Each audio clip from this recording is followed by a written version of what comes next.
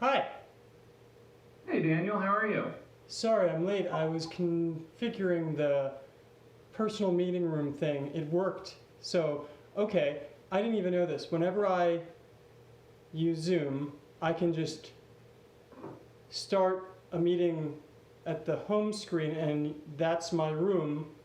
And if I invited you to it, you're there. Yes. Were you in a Yeah, waiting room? there's another setting where you can enable a waiting room, and if you're not on as the host yet, then it kind of keeps everybody at bay. Um, so yeah, I use Zoom religiously, Sure. much against my will. But it's funny because I've been using it for probably about 2 years, and it's amazing to see the very fast evolution of the platform over the last 6 months, because it always worked well, but they had a lot of security issues and just kind of buggy functionality stuff that I think they're still trying to figure out. So anyway, how are you? I am great. And you are in California. Yeah, yep, in the Los Angeles area. I Kind of, saw, yeah.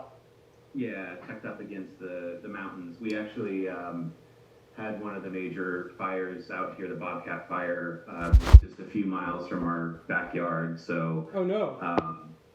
yeah, and then they drew a fire line and protected all of our communities, and then it raced north across the mountains into the desert and burned down a bunch of stuff there. So it's like living in the apocalypse, you know. But, Too much at once, especially with COVID. I haven't been following the fires as much as the other traumas because we're not as directly affected by them. But I was out in yeah. LA most recently last summer. Last Mm-hmm. summer, this not past summer, but I was at the SIGGRAPH conference. Are you familiar with that conference at all? Or I am, yeah. I've never been, but I am definitely familiar with it. That's great. How was your experience of it? oh, it was super fun.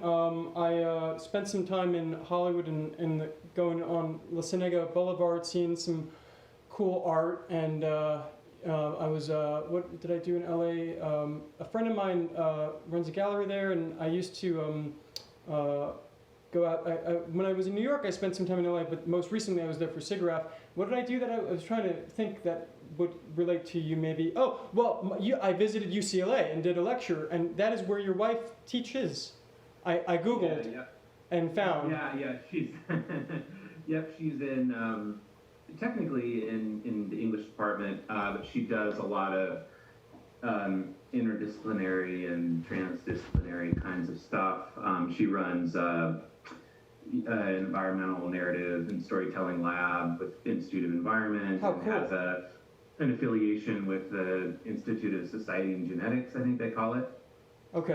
So she's not a tweed elbow patch kind of English professor. Who I like. I like the tweet, but yeah. Yeah, no, totally. But she does some really exciting stuff, and I think like she's her new book is under contract with Chicago University Press, which is sort of a dream press for her. They do Yeah. so much They stuff do the together. greatest stuff. Yeah, Chicago University. I mean, they in that space particularly. Yeah. Yeah, that's right. And so her new book, I mean, it's. I think you would actually really find her, just kind of immersing myself in your art a bit. That she's working on. I mean, threads of like all centering around environmental problems and the environmental imagination, but speculative narratives and cloning of extinct species of woolly mammoths and Wow. space travel, and on like the bill of goods of kind of the entrepreneurial kind of takeover of the public domain around space travel and stuff. So she just is working on some very cool stuff. So I think there's probably a lot of overlap with some of your interests as well. Yeah. What is her? I find it very inspiring to be married to her. What is her name? Because I found it like she came up literally by virtue of you, which was funny, which is good. Yeah, Allison Carruth. It's Carruth. And forgive me for maybe getting to the point. I did make a mistake of seeing that a 1:30 meeting overlaps, Oh, yeah. and it's not rushing this, but it does mean that I have to leave at 1:30 on the dot, and I have a bug above me that I might try to kill while we talk. No worries. But your wife got a job offer by Princeton, and you are being courted for a position, and you are interested in working with us, and that's awesome. Is that all true? That's a completely fair assessment. Yeah, one complicating factor in all of that is my career as a photographer and artist has absolutely taken a back seat for the last decade to my building a kind of boutique branding agency in LA. We serve clients across the country. In fact, we are just about to launch a website for a policy organization out of Trenton. Cool. This but is basically, Bixler Creative. What's that? This is Bixler Creative. Yeah, Exactly. Is a company like an LLC. It's a functioning high, like you have staff. Yeah, that's right. Okay. And our focus is on, kind of social impact kinds of organizations, a lot of nonprofits. We do pretty major work for universities and stuff. So, and Ursula Heiss. What's that? Ursula Heiss, isn't that?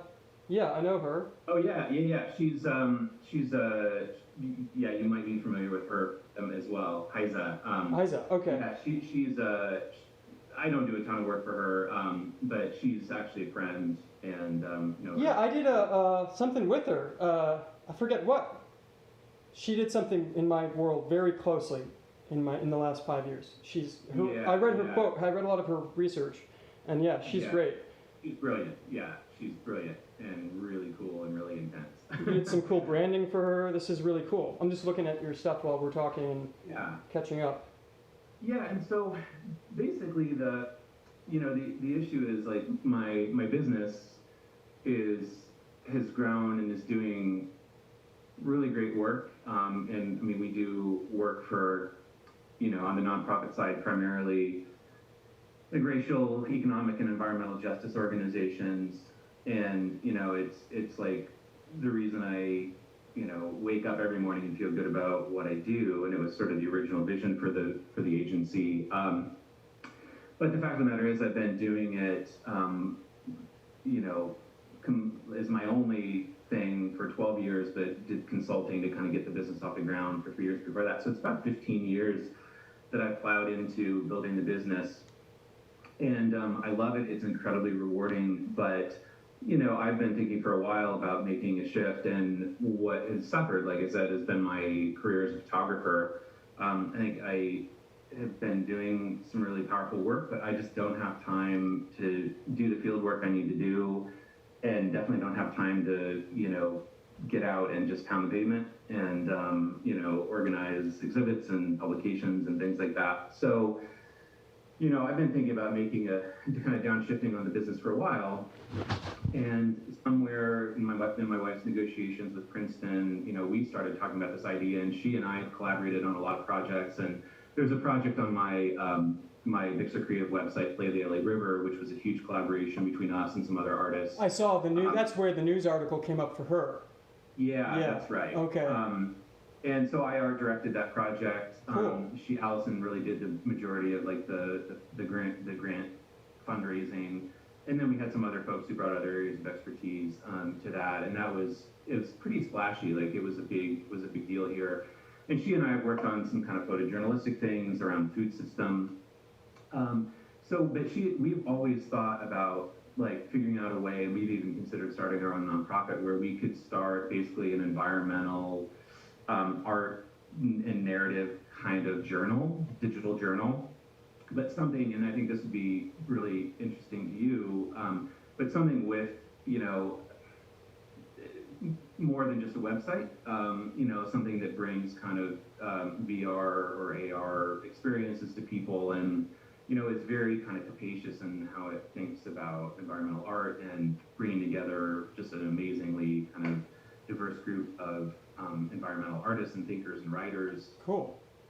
And so I like this. It's like land art. It's that's the Central Valley. I actually lived in that area during my high school years. So cool. It was brutal, and so I returned to photograph it, and had a that was kind of like right around the time the poles again in my career flipped. I had a museum show for that work. This whole series, the new pastoral, or yeah, for a new pastoral. Okay. And had some other shows. This is when we were based in San Francisco, and then I kind of got swept downstream by the business. And so, but I've also, I don't know if you saw the kind of concept book mock-up for my watershed. Yeah. So I like that a lot. Thank you. I've been, spending basically the last 5 to 6 years just doing field work, and what I've pretty much accomplished is to basically photograph every corner of the California water system and envision all kinds of like VR and AR and kind of collaborations with geographers and journalists around that project too. So so this is all happening kind of like, coincidentally. And I'm just at the point where, Allison was kind of talking to somebody at Princeton about, well, Barron's been thinking about making a shift, and is there a possibility, that he might be able to do this thing and actually collaborate with me and, collaborate with others at Princeton and kind of go in this different direction, and again, flip the poles as sort of how he's, thinking about his professional life. And the idea just had traction. And so, and there's been kind of general interest and support for it, but I have to admit the last month has sort of been the process for me of just trying to find a home where I wouldn't be a square peg in a round hole. Yeah. And I got directed to the Keller Center, and everybody just seemed like that was going to be the place. And I had really lovely people, but they're so focused on kind of entrepreneurship and more engineering, design thinking kinds of things that it felt like it was going to kind of pull me back into the entrepreneurship space and not give me the bandwidth I want to really focus on my creative practice. So I've just been kind of creatively digging through programs and departments at Princeton, and found CST, and I was just kind of immediately gobsmacked by, even though there's sort of the pedagogical component, which is really cool. Across the Studio Lab, and that's when I kind of found your work, and I thought, well, wow, if this person can, figure out a way to contribute to some program like this, I could definitely see a space for myself in doing something parallel but different. And and then I the person who's kind of my contact at Princeton connected me with Sammy and had a great conversation. And Great. so I think we're just sort of on a mutual fact-finding mission to find out if there is a kind of way for me to slot into CST and do my work, but also bring something really meaningful and valuable to CST's mission and students and stuff. And I think for me, talking to you is so great because you work as an educator and an artist and so many different things. Like, I'd really love to hear sort of what your experience of being at CST has been, and whether it feels like a logical kind of extension of who you are and what you want to be doing, or it feels like it's, you're having to kind of balance, you keep two sides of yourself in tension all the time. And I'd love to just kind of hear about your experience there. Sure. Well, that's all really exciting and very great to hear, especially considering I'm glad that you found us, because you should bear in mind that the pros and cons all at the same time are that the CST is going through a period of serious rejuvenation and rapid development, and we're conceiving ourselves as we're reconceiving ourselves, as we're reminiscing and recollecting about who we are, because Sammy's relatively new, I am relatively new, and we're relatively small, but also very special and unique in how we're funded historically through the university, and what our role is in the university is, I think, also unique. We're not, I don't really know too much about the Keller Center, but I think you might have learned from Sammy that our fundamental role is collaborative, interdepartmental programming for courses that fit an overlap between science, biology, labs, environment, art, and technology, and engineering. And so it's really curricula focused, but also faculty focused, working with the core council or executive committee, who are all incredibly awesome Princeton faculty, serious professors. But we are a very small ecosystem of just 6 people. And in so much as so I will tell you, because we have a limited time, I started in July, and the first thing I did, I think will appeal to you, maybe, is this, wait, can I bring it up? Where is it? Where did it go? Right now, I'm doing this collaboration with the Geosciences course, where we're creating a virtual version of the Princeton Art Museum, focusing on works that connect art and climate. Yeah. And it's all these different historical works that are basically like landscapes, or I'm sure a lot of the artists you might be familiar with. And the goal here is, this is just a mock-up of a work in progress that we're developing for a Zoom class, where students will be able to actually all be in this room in a Zoom class and kind of experience the works of the Princeton Art Museum dynamically, and try to understand how they deal with scale and how different approaches to the environment relate to different moments in media. So how does capturing the environment and understanding the environment also allow us to understand climate change historically, or like understand different ways in which images and different modalities of media capture the natural environment. And so this is something that literally, I walked in the room, I started in July, a colleague was like, hey, I'm doing this thing, can you do it with me? And then I started doing it with her, and now we're doing it for a class in a week. Wow. And I mean, I thought that would be a good. So, that is so my jam, as the kids would say. I mean, it's amazing. And in fact, the photograph of the burning oil field in the Colorado Plains by Robert Adams is one of the photos you showed. Yeah, that photo in that exhibit, which I saw at the Getty Center here in LA around 2005. I mean, I was already a fan of his work and familiar with it, but it sort of retrospective exhibit sort of changed my life in a way. And that was actually, I started the new pastoral project on my way driving back from LA to San Francisco through the Central Valley after I saw that exhibit at the Getty Center. So this is, amazing. It's just, that's so cool. I mean, and I got the sense from Sammy, that things are being reshuffled. It's like a game of pickup sticks, where, I mean, it's new leadership, it's a clarified sense of vision.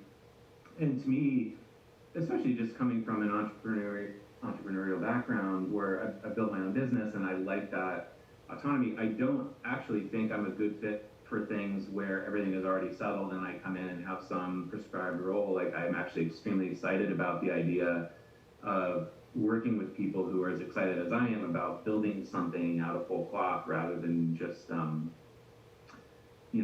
being handed something. And so it sounds like for CST, this is a really interesting kind of fruitful moment.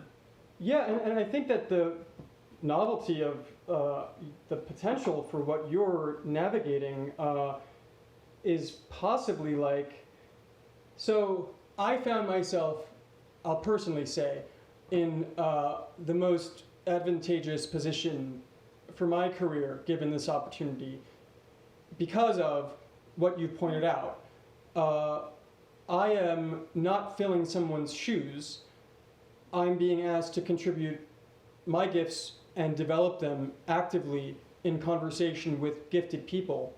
And that is a rare thing in the world of, also, I'm not, and I don't think you would be necessarily teaching full-time or full-time service to another. So you are in a, I believe, like, I'm not going to say this, but like, you might be getting a ridiculous opportunity to literally have like a residency or something for like a year in a creative think tank, which might be what you want, where you're really given the freedom to do what it's not about fulfilling really an agenda. And in my position really isn't even, I mean, I facilitate the Studio Lab programming, but that's what I love to do. So, and I think however your ability to be involved would be defined, which I don't know if it is, or you define it with Sammy, or it's something that you have to I don't need to get into that too much, but I'm a little hazy on the details as well, but it's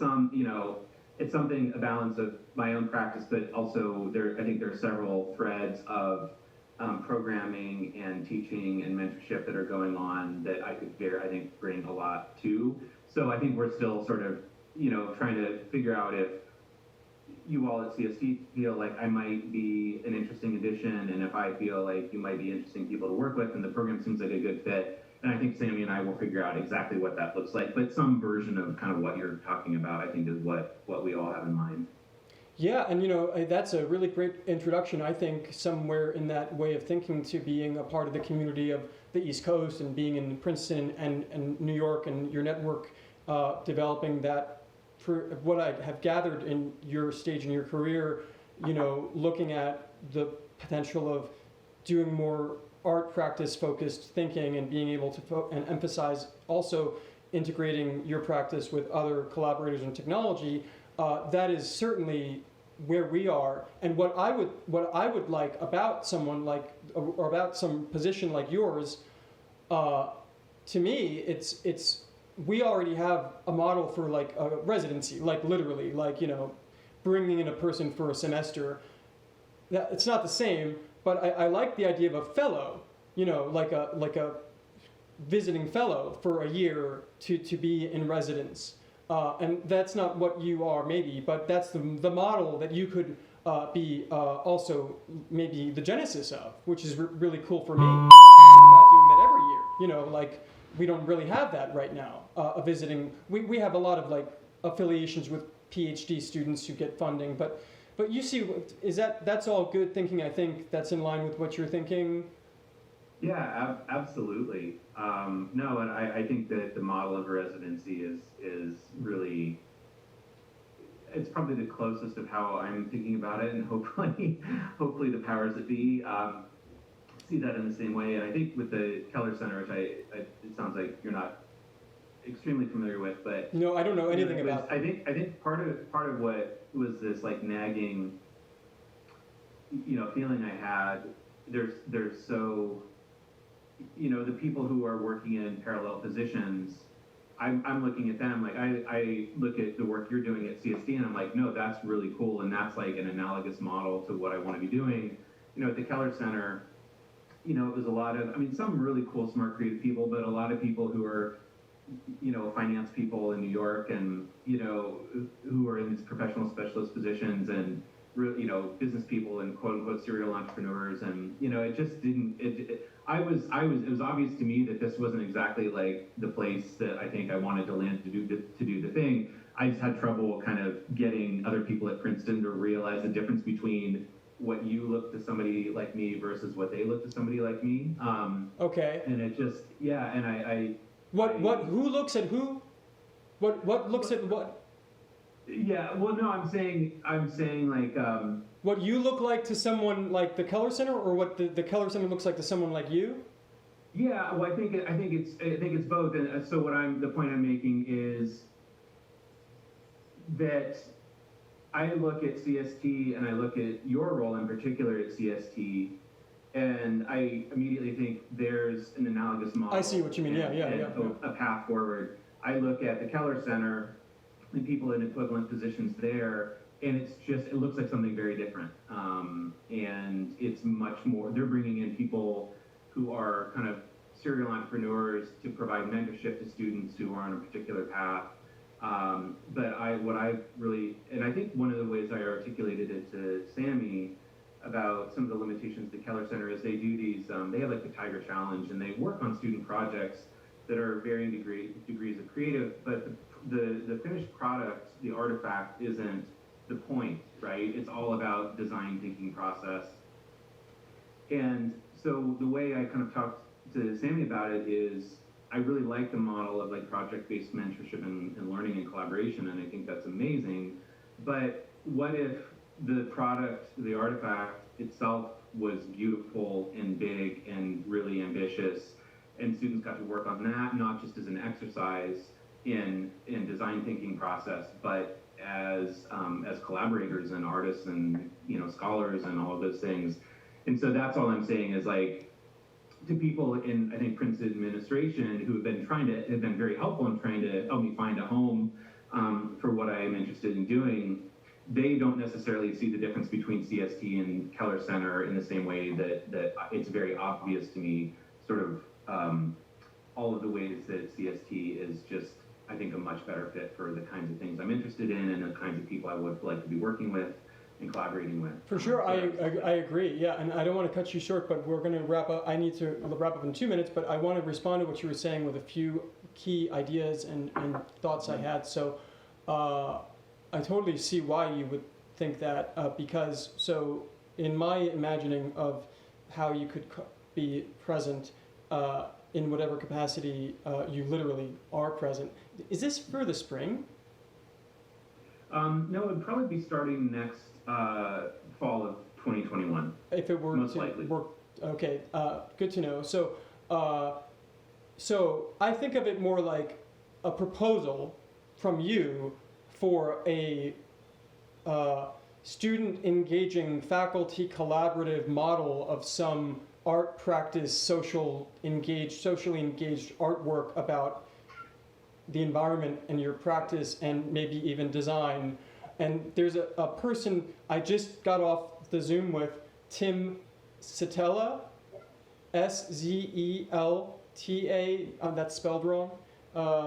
His name is hard to spell, but he was at Tembu and at Harvard in the Environmental Studies and Arts program, and now he teaches in I don't know how to pronounce his name, and I always spell it wrong, and I can email it to you. But anyway, he is also a phenomenal person who does design thinking applied to integrating it into a pretty robust art practice, and also things like Society of the Spectacle de Boer thing, geo-navigating, understanding urban systems and relating to the experience of them sociologically, Cool. ideology. And, so I come from a background at Carnegie Mellon, which was equal parts social practice art and technology, and also literally fine art. Like, so, those are really where my thinking comes from, which it sounds like that's where you're like about practice and also theory, and how does that trickle down to student community. And that's, something that I certainly think we offer a place for. So, I see it very naturally, serendipitously, kismet. I have to go right now. Yeah. We can talk again later or anytime. You just let me know. Yeah, I really appreciate it, Daniel. Thank you so much for your time. I'd love to follow up, and maybe you could ping me with that person's name. I'd like to look up their work. But yeah, I'll definitely be in touch and keep you apprised of sort of how things are going. But I really appreciate the time. I know you're probably very busy. Not really. Just today, and I'm actually not very busy. So we could do another Zoom in a week or two, anytime. Just say hey, Great. if I can answer any questions, and I'll email you. Okay?